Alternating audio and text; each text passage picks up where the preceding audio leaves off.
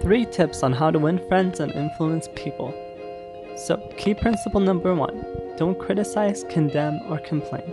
I know these sound very obvious, but many people still overlook these principles, and I see it every day at work, from managers criticizing their employees and not giving better instructions or motivating them, to employees complaining about their managers not being fair and always criticizing them. It is a vicious back and forth cycle that could easily be fixed and handled with the right mindset. Imagine if as a manager you come and say, I'm not going to criticize my employees, but rather try to see what I can do to help them and see what would motivate them to do their jobs.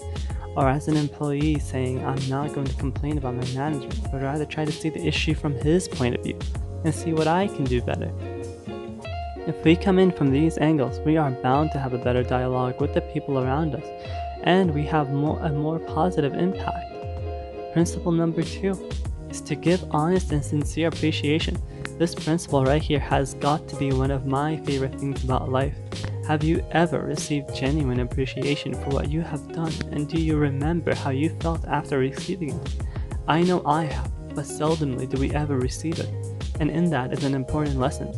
William James, who was an American philosopher and psychologist, said, "The deepest principle in human nature is the craving to be appreciated."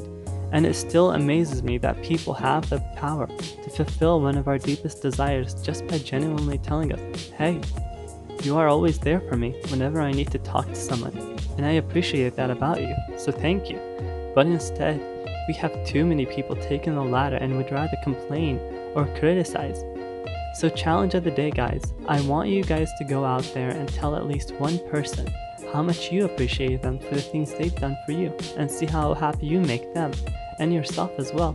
And please do feel free to comment in the sections below and tell me how that went. And finally, principle number 3, arousing the other person an eager want. This principle is a key factor in trying to influence others.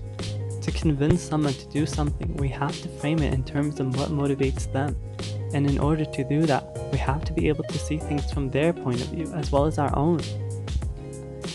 Dale Carnegie once said, "Of course you are interested in what you want, but no one else is. The rest of us are just like you. We aren't interested in what we want."